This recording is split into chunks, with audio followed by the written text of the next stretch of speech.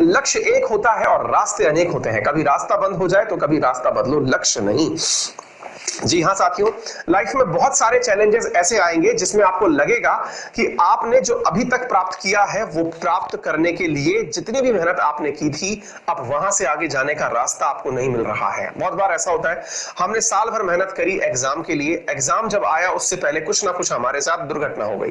कई विद्यार्थी ऐसे होते हैं जो हमारी क्लास में और मेरे सर्कल में भी काफी लोग ऐसे हैं जिनके साथ ऐसा हुआ है कि वो पूरे साल भर एक बहुत अच्छे स्टूडेंट थे, एग्जाम देने वाले दिन से 5 दिन पहले या तो उनका एक्सीडेंट हो गया, या फिर तेज फीवर आ गया, या फिर घर में कोई त्रासदी हो गई, या किसी कारणवश वो नहीं पढ़ पाए, और इस वजह से वो आने वाले इस पूरे साल के अंदर डिप्रेशन के अंदर जिंदगी बिताने लगते हैं।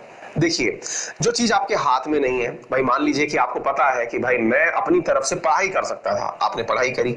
अब पढ़ाई जब कर सकता था और उस समय पर अगर आपके साथ कोई ऐसा व्यवधान क्रिएट हुआ है ना, तो अपने आप को उसका दोषी मत ठहराइए। समटाइम्स हमारे लिए समय भी कुछ प्लान करके चल रहा होता है। मैं एक चीज अक्सर आप लोगों से कहता हूं कि जिस चीज के पीछे आप दौड़ रहे हैं, चूंकि आपका कर्तव्य है वह करना, आप एक विद्यार्थी हैं और विद्यार्थी जीवन में विद्यार्थी का एक कर्तव्य है कि वो पढ़ाई ऑनेस्टी से करे। आप ऑनेस्टी से पढ़ाई करिए, आपको लक्ष्य दिया गया है एग्जाम के लिए, आप उसको पूरा करिए। बहुत बार मैंने ऐसी स्थितियां देखी हैं कि हम जो सोच रहे होते हैं जीवन में वैसा नहीं होता है। तो यार, अगर हम सोच रहे हैं वैसा ही जीवन में होने लगे तो फिर यार ये ईश्वर वगैरह को कोई क्यों मानेगा, है ना, भगवान वगैरह टाइप की जो चीजें होती हैं शायद ही कोई मानेगा ही नहीं फिर तो। क्यों? क्योंकि फिर तो लगेगा कि इंसान अपनी ही मर्जी से सब कुछ करने लग जाएगा। थोड़ा बहुत अगर ऐसा कभी हो तो अपने स्ट्रेस को कम करने के लिए नियति पर कोई चीज डाल दीजिए। नियति का मतलब ये है, मान लीजिए कि मेरे साथ कोई परेशानी हुई और मैं कोई बहुत बड़ा काम करने जा रहा था, नहीं कर पाया, मैंने पूरी मेहनत कर रखी थी, अपने ऊपर दोष मत लीजिए उस बात का। सीधी सी बात यह है, क्योंकि आप में से बहुत सारे मेरे प्यारे बच्चे ऐसे हैं तो इस बात को लेकर के डिप्रेशन में ही चले जाते हैं कि भाई अब तो मतलब पता नहीं मेरे ही दिन खराब चल रहे हैं। अरे नहीं भाई, ईश्वर को कुछ और भी मंजूर हो सकता है आपके लिए। और अगर आपको ये लगता है कि ईश्वर को कुछ और मंजूर हो सकता है तो फिर स्ट्रेस क्यों लेना।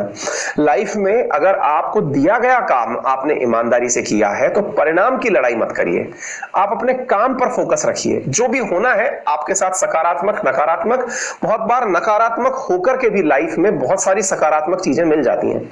कई बार मैं ये सोचता हूं, मैं अपने अनुभव में भी कई बार ऐसा सोचता हूं कि अगर एक समय था जिस समय मेरे पास विकल्प था कि मैं केमिस्ट्री वापस पढ़ाऊं या फिर जीके पढ़ाऊं, किसी कारणवश जहां मैं केमिस्ट्री पढ़ाने के बारे में विचार कर रहा था वहां पर बात नहीं बन पाई, मतलब मैं जैसा चाह रहा था काम नहीं हुआ, मैंने जीके पढ़ाना शुरू कर दिया।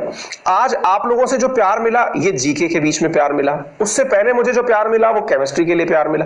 अक्सर हम लोग क्या मानते हैं कि मेरे मन के मुताबिक जो हो जाएगा ना वही मेरी जीत है। नहीं यार, ईश्वर ने आप लोगों के लिए कुछ ना कुछ ऐसा प्लानिंग कर रखा है जहां पे आपको वर्तमान में कुछ ना देते हुए भविष्य के लिए कुछ और प्लान किया होता है। वो हमें आज तो नजर नहीं आता, आज तो हमें वो फेलियर लगता है, लेकिन अगर हम अपने पास्ट में जाकर अपने सारे पॉइंट्स को मिलाने लगते हैं, जिन्हें कनेक्टिंग द डॉट्स कहते हैं कि यार मैं यहां पर था, फिर मैं पहुंचा, फिर मैं यहां पहुंचा, फिर आपको ना आज की जो आपकी स्थिति है ये पास्ट से जस्टिफाई होती हुई दिख जाती है कि हाँ यार, इतिहास में जो भी घटनाएं मेरे साथ हुई है ना वो मेरे आज के लिए जिम्मेदार थी। मैं खुद सोचता हूं कई बार कि मैं टीचर पहले भी था, टीचर आज भी हूं, तो मैं सिविल सर्विसेज की तैयारी में क्यों उतरा।